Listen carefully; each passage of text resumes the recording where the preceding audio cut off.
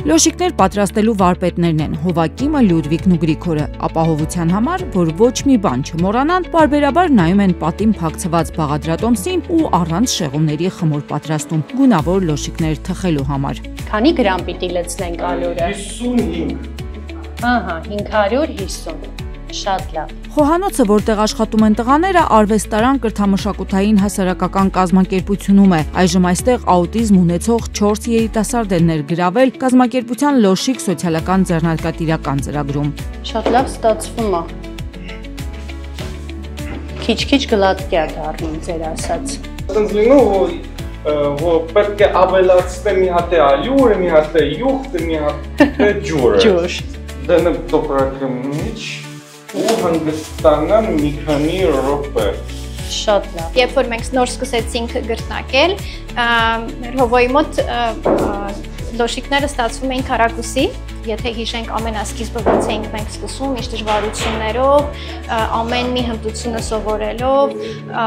շատ դժվար պրոցեսներով, հիմա արդեն իրենք բավականին մեծ ինքնուրույնություն ունեն։ Տղաներն իհարկե հմտացել են, բայց աշխատանքին տրամադրվող ժամանակը կրճատել ու միևնույն ժամանակ արտադրական ծավալները մեծացնել կարողացել են նաև Ստեփան Գիշյան բարեգործական հիմնադրամի կողմից տրամադրված դրամաշնորհի միջոցով։ Անհրաժեշտ գույք ու տեխնիկա է ձեռք բերվել, որ ոչ միայն թեթևացնեն արդեն աշխատող տղաների գործը, այլ հետզհետե մեծացնեն ծավալները, ստեղծելով նոր աշխատողներ ներգրավելու հնարավորություն։ Արվեստարան հասարակական կազմակերպությունը դարձավ մեր հերթական դրամաշնորհային մրցույթի հաղթողներից մեկը 2024 թվականին եւ ներկայացավ արվեստարան Լոշիկ ծրագրով։ Բնականաբար ծրագիրը ինքը հավանության արժանացավ, հաշվի առնելով այն փաստը, որ կարևոր սոցիալական խնդիրեր լուծում տվյալ ծրագիրը, աուտիզմ ունեցող երեխաները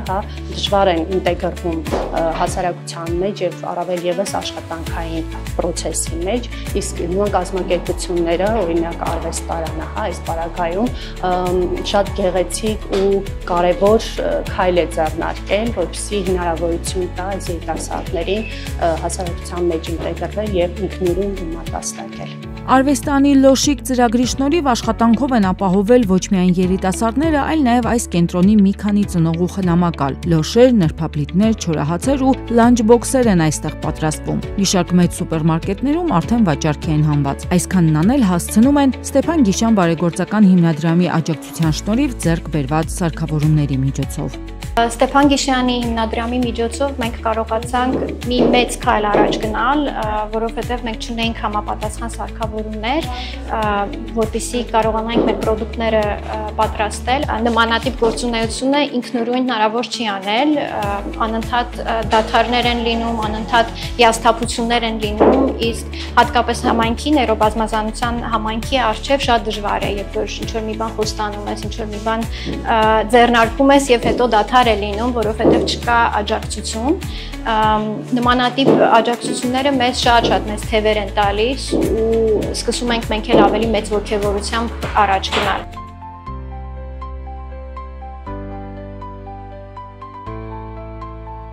Խոհանոցային գործերում առայժմ չներգրաված երիտասարդները արդեն աշխատանքից հետո իրենց ընկերների հանգիստն են ապահովում ու սպասում բարձրատրվող աշխատանք ունենալու իրենց հերթին։ Ստեփան Գիշյան բարեգործական հիմնադրամի աջակցությամբ այդ նպատակները իրականություն դարձնելու հնարավորությունները մեծացել են։ Ստեփան Գիշյան բարեգործական հիմնադրամը ստեղծվել է ԱԿԲԱ բանկի, Ֆինանսական կրեդիտ